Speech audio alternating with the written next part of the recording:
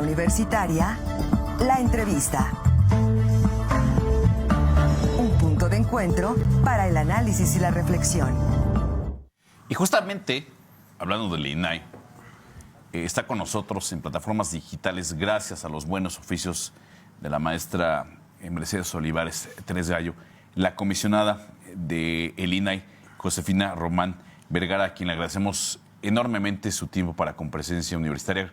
Comisionada, ¿cómo está usted? Muy buenos días, es un gusto saludarla. Hola, muy buenos días, gracias. Aquí estamos. Y me parece oportuno, justo en lo que acabamos de escuchar de esta declaración del secretario de Gobernación, que pudiese ayudarnos a comprender la importancia que tiene el INAI como organismo constitucional autónomo y en aras de salvaguardar la transparencia y el acceso a la información pública por parte de los ciudadanos.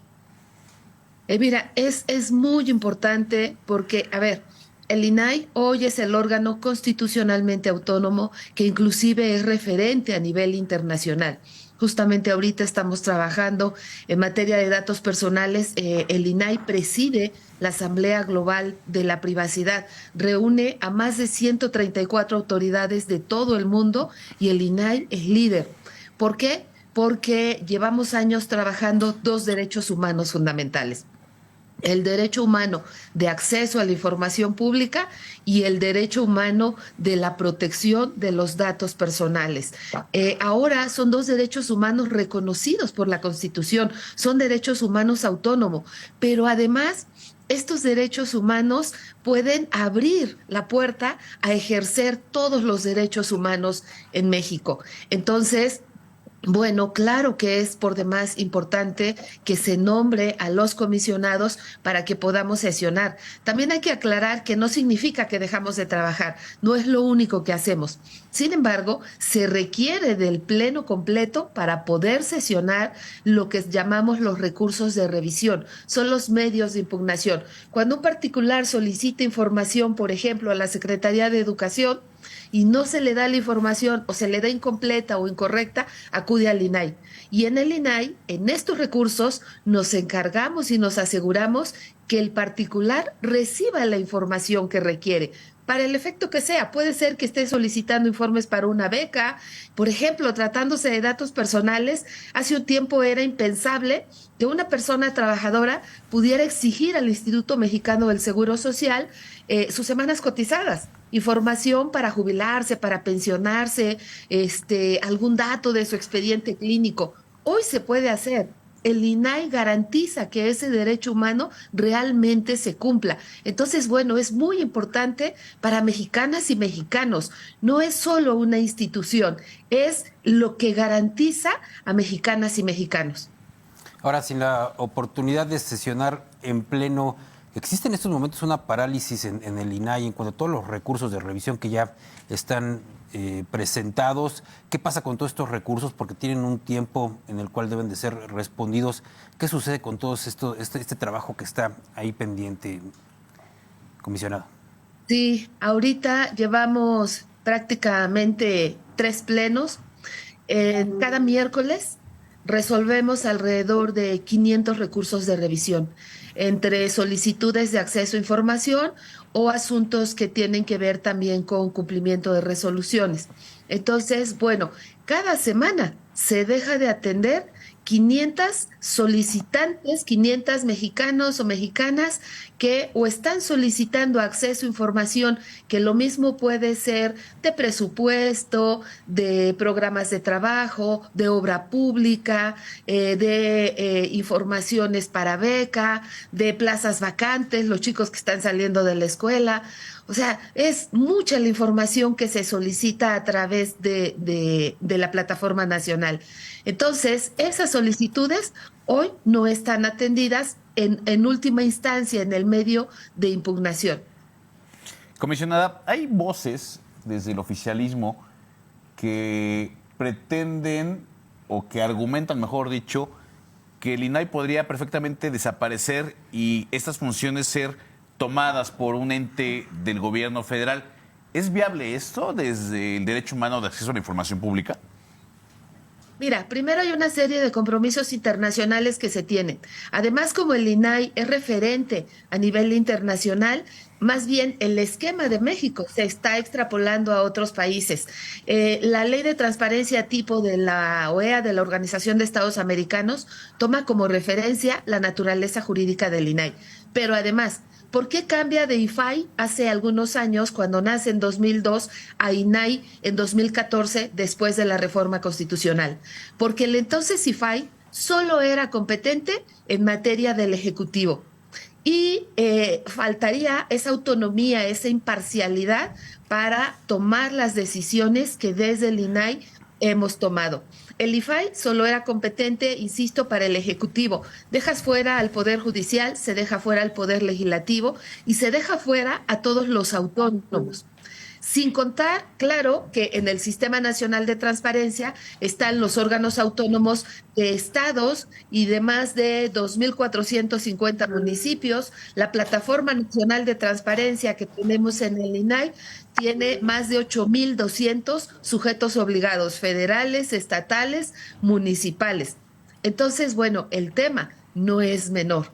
Por otro lado, el derecho a la protección de los datos personales. Solo en el ámbito federal, en datos personales, en el INAI tenemos 820 sujetos obligados.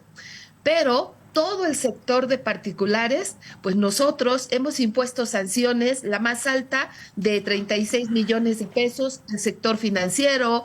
Es mucha información y derechos humanos de manera integral que muy difícilmente un área del Ejecutivo pudiera llevarlo a cabo. Precisamente esa fue pues la convicción, esa fue la importancia y la necesidad de cambiar de IFAI, entonces IFAI, a INAI. No es casualidad. Y justamente es la gran reforma constitucional de 2014 que crea este organismo, pero vaya, con el empuje de la sociedad civil. Tú recordarás el llamado Grupo Oaxaca, académicos, especialistas, periodistas, porque había que abarcar todo, o sea, no solo un poder ejecutivo. Insisto, hoy son más de 8.200 sujetos obligados, instituciones públicas federales, estatales y municipales. Si nos vamos a un censo del INEGI, más de 5 millones de particulares, personas físicas o morales, que hacen tratamiento de datos personales.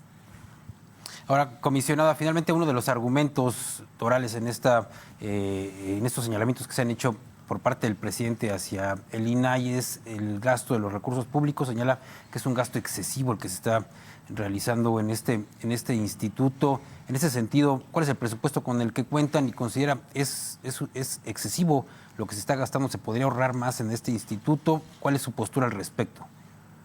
Desde el 2018, el presupuesto del INAI ha venido disminuyendo en términos reales. Ajá, en términos de numéricos, tuvo una baja, después ha tenido pequeños incrementos, pero en términos reales, es decir, disminuyendo los efectos de la inflación, no hemos tenido incremento. Efectivamente, el presupuesto del INAI es de alrededor de 1,000 millones de pesos, pero es muy importante que se tome en cuenta que el INAI es valor, es un pilar fundamental, no solo de la democracia mexicana, sino del combate a la corrupción de manera preventiva. Al INAI no le toca investigar o meter a la cárcel, pero nos toca dejar ver, nos toca evidenciar.